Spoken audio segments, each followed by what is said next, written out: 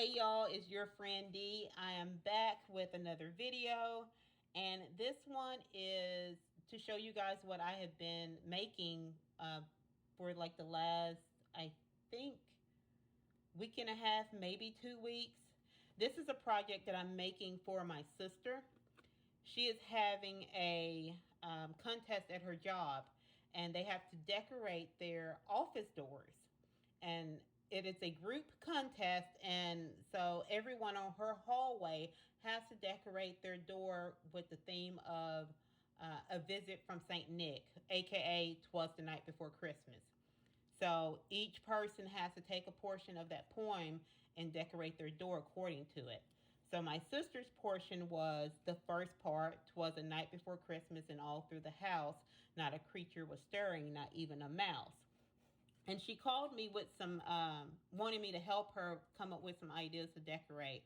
And what I landed on was obviously the mouse is the focus of that part. And since he's not stirring, he's probably asleep. So what we're going to do is flank her door with 6 houses, 3 on each side, these little mini houses. And each house has a different theme. And the mouse that we're using are these little Dollar Tree mice. And they're going to be in the beds with pillow and cover. I haven't glued everything down just yet. And I got these little mice from the Dollar Tree. They were in the little cat toys. I already took the mouse out of this one. And then the other one was on a little suction cup thing. But I wanted to come and show you guys some of the things that I've made for these houses. And the majority of it, I would say about 85%, if not 90%, is made from foam board, Dollar Tree foam board, y'all. So I'll show you the techniques that I did to carve the wood into these. Also make the brick. All of the furniture is made from foam board. So, oh yeah, and I want to show you some of the other houses really quick. So this is one of the other ones. This is going to be the flower house. And the roof on this one is almost done. And this is just paperboard, like what you would get from a cereal box. So, and this one has brick on the side. And then this house, I did a more of a stone carving on it. So those are the houses. I won't give you guys the measurements for these because I kind of eyeballed it, and once I had my template drawn and I just traced out and did the cuts on it. But this is just a real simple build. I do have one left to put together. So I'll show you guys how I put these together, and then we'll get into some of the smaller things that I made to go inside the houses. I'll be right back. Okay, guys, so I had to go get a sheet of blue paper because the white foam board that I'm making the house out of was very hard to see on the white base.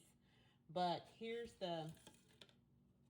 the main part of the house is the back wall. And when I was, like I said earlier, deciding on my size, I just eyeballed it. I drew this out on a piece of just plain computer paper first until I got the size that I wanted, and used that as a template for all the other houses. So I have the back wall. Then I have this piece for the floor. So I would attach that like there. And then we have the 2 side wall pieces.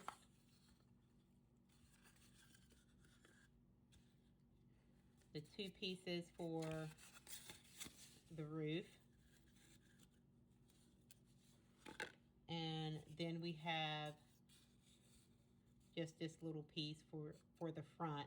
We decided to leave it open and not make it like a closed-in house with a front and, you know, windows and doors, because this will be judged, and we were worried about if people couldn't see into the house clearly.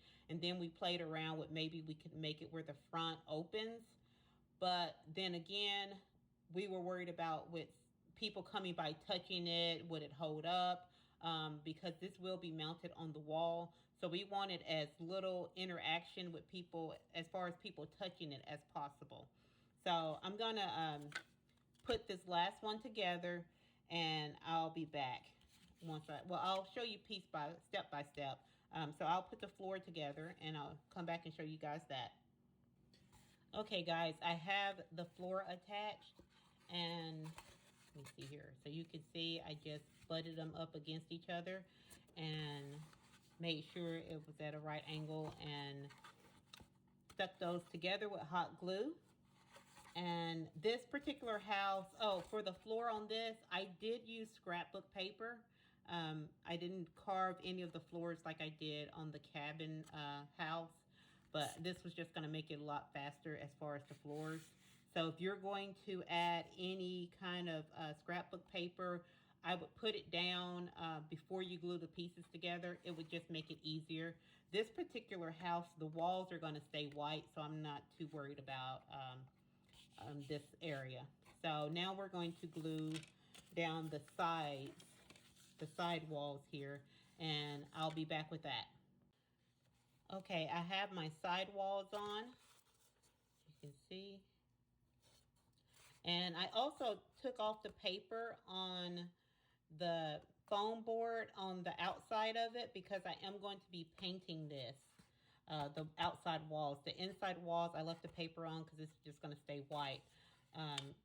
But basically all I did was take my nails, and on this Dollar Tree paper is pretty easy, and just peel off that top layer of paper so I could paint the foam board underneath. So now we're just going to put on the roof.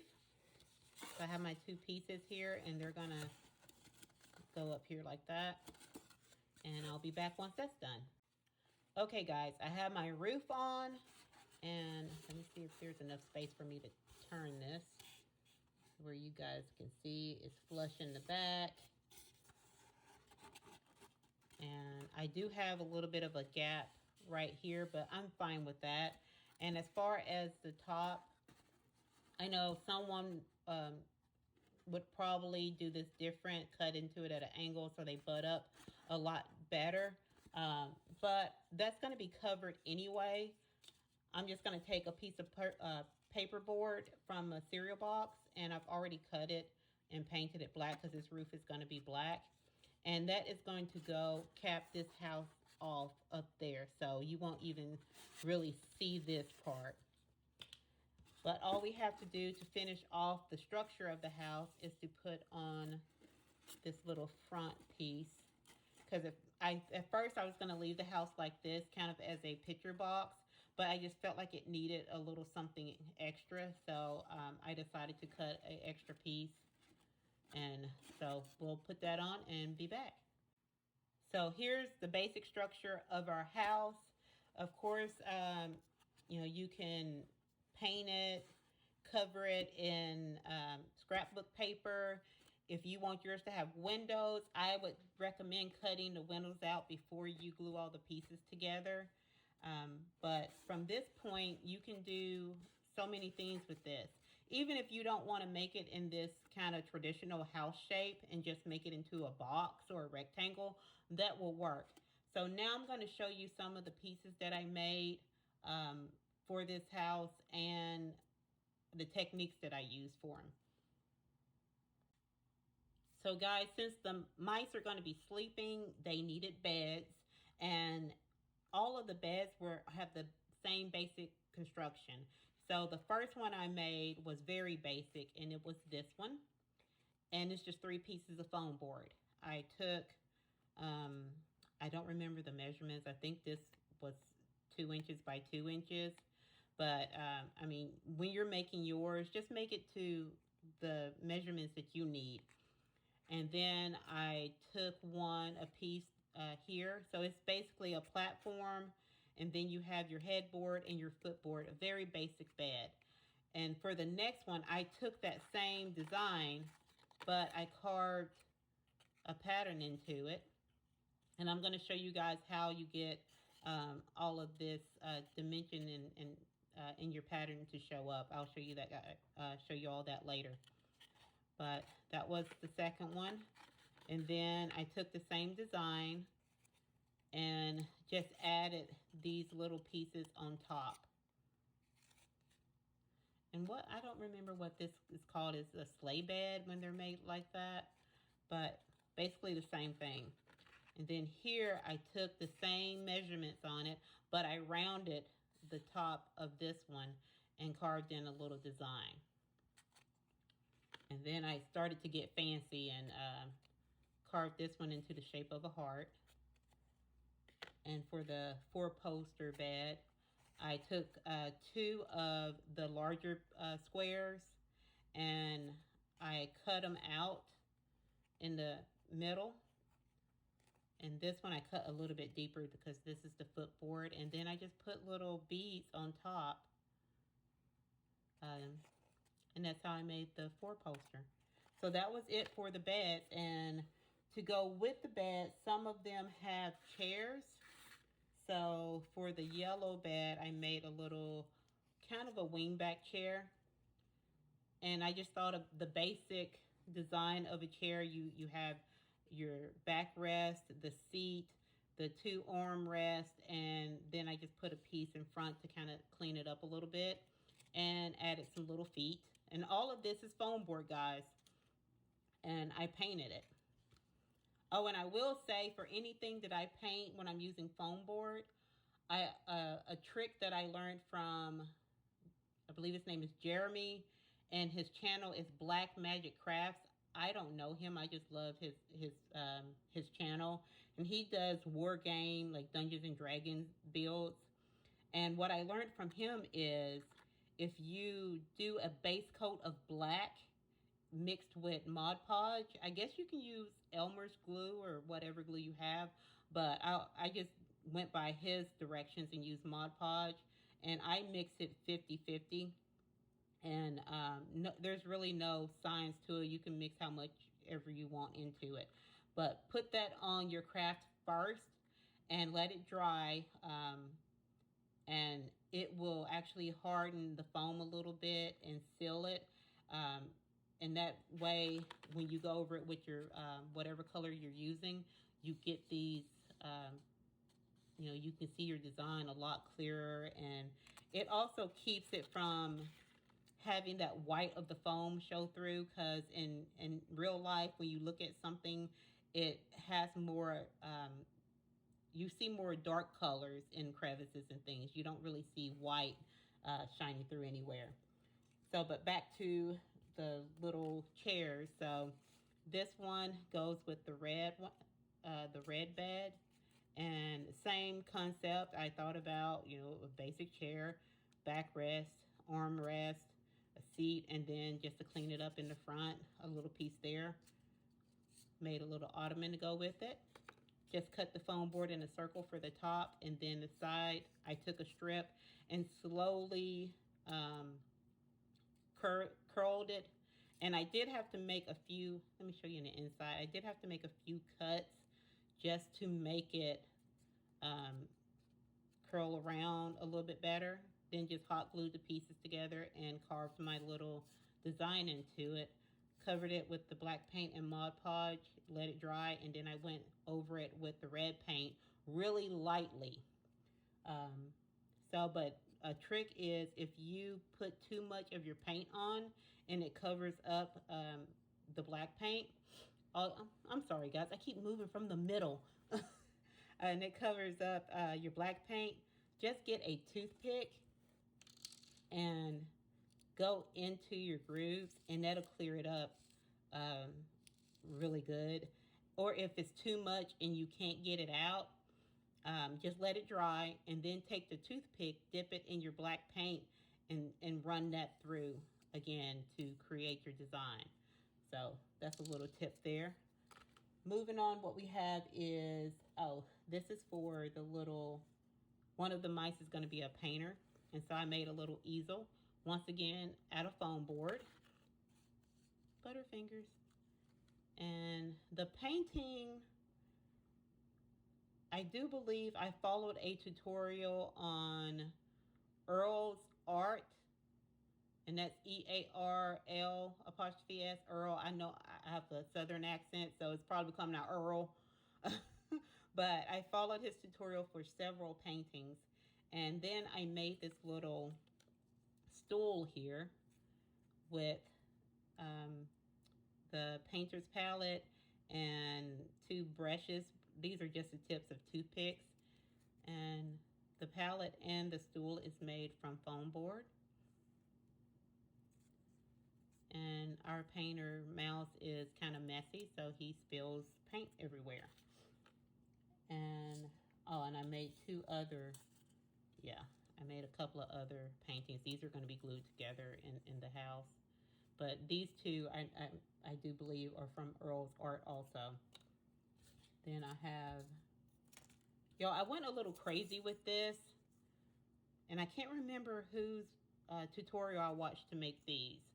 But I went a little crazy with the making the things.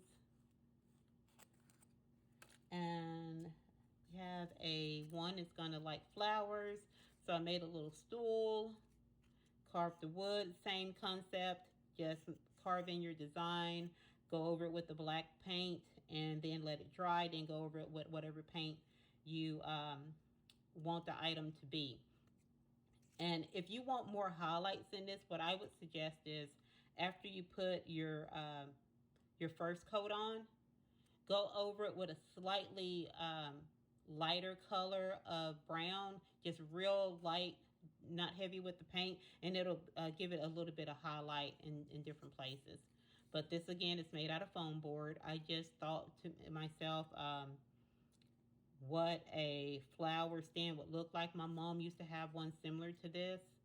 And so that's kind of what I went off my memory of what that one kind of looked like.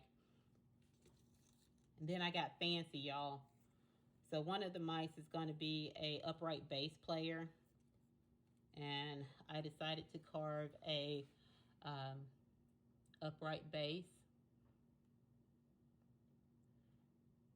And this one was fun to make.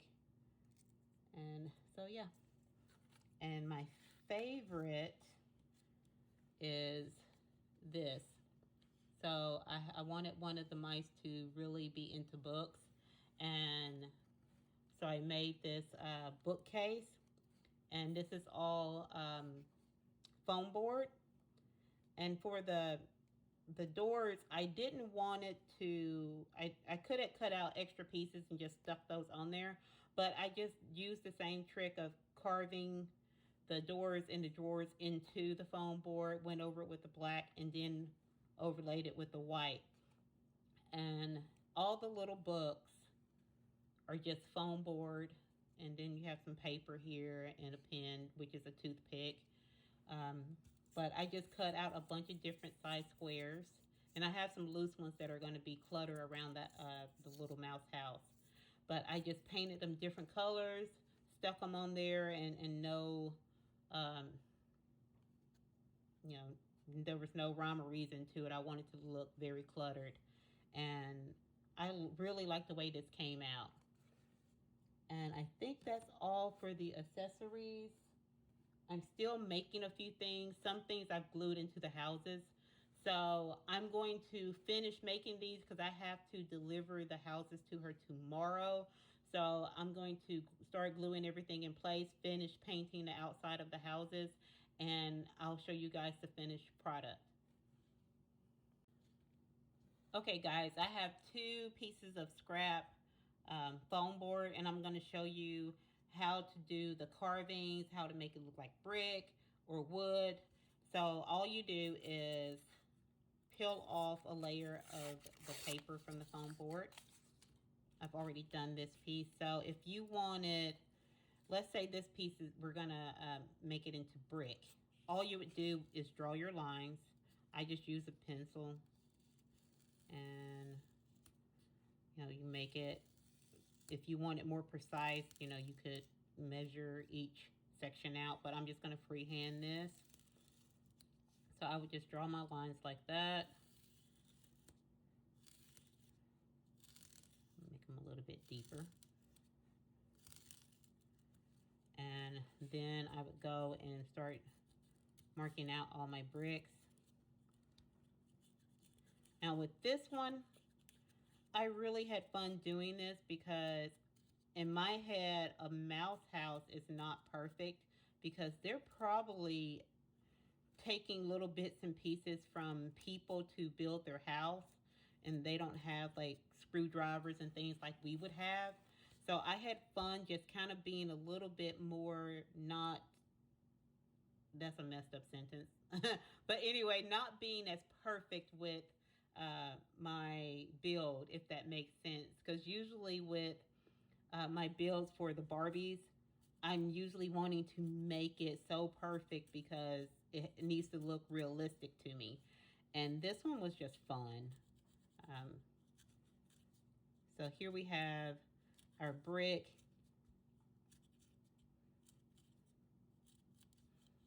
So like that. And we'll paint that with the white, I'm sorry, the black and Mod Podge. Now for the wood, let's do a couple of logs or planks. So of course wood is not, our wood is not going to be have perfect straight edges. So, and for the wood, something that I like to do is actually round that by dragging my pencil like this. And then I like to go through and add some, I call them knots. I don't know what you would call the little holes that you find in wood. That's what we always grew up calling them. But I would just randomly put a couple in. Maybe this one has a bigger one. So, and the thing to remember is when you have these little holes, if you look at a real piece of wood that has these little holes in it, the lines that go through the wood, they always seem to kind of round around that a little bit as the tree grows. It never goes straight through that hole. So keep that in mind when you're doing this. I think that really gives it a neat little feature. Makes it look a little bit more realistic. So maybe this one doesn't have any of that, but the lines are still not perfectly straight. And then this one, we're gonna go like this. And let me turn it this way, it'd be better for me. We're gonna make it just curve around that hole. And there we go. So I'm gonna put a black coat on this and let that dry, and then we'll come back so you guys can see what it looks like. Okay guys, I wanted to show you really quick when you're painting it, um, like how right here you can see the paint hasn't gotten into these little spots. This is one of the reasons why the black covering or undercoat is so good, because it lets you know where the paint is not seeping through. You can clearly see it. So I know I can go through, because if the black paint isn't covering that up, when I put my my red or whatever color you want your brick on it, it's not going to get into that little spot. So yeah, so you just it just really helps you to see where the paint is not going, so you can cover that up, and then when you go with your other color, you don't have that white showing through. So I'm gonna let this dry and then we'll be back. Okay guys, I'm back, and thanks to some movie magic and my hair dryer, these are now dry. And we're going to be painting the brick with the Red Barn Apple Barrel paint from Walmart, just in case you guys were wondering. As far as the black that I used, it's just Dollar Tree. They came out with bigger bottles. I think they used to be 4 ounces. Now they're 6 ounces. So since it's just going to be a base coat, I like cheap paint. It works. And I just mixed that with the Mod Podge. And so let's go ahead and paint the brick. And for my, to start off with, I do like to go pretty light. And it may take a couple of coats. That's a little bit too light.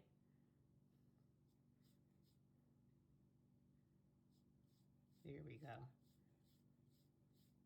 Because if I start off too heavy, I'll for sure get this red paint down in those grooves. So you just want to lightly brush over it. And I'm going to show you guys really quick what I was talking about with the toothpick. So like if I was to do this and get that red down in there, I would just take a toothpick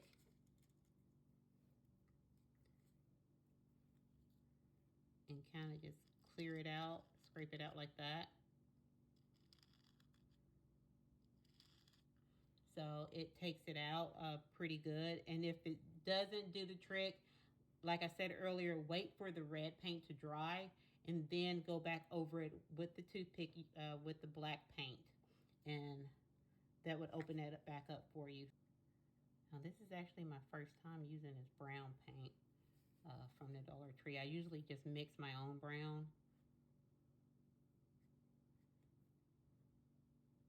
But let's see what happens here.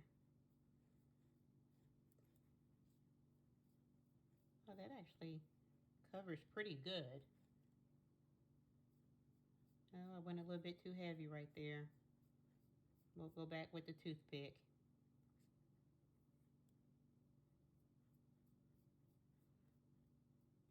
So that you guys can kind of see that you're getting that dimension from the black paint. Let's see what happens on this side. It's probably not going to look as nice. I just think it would look a little weird because usually the inside spaces on wood is not a bright white.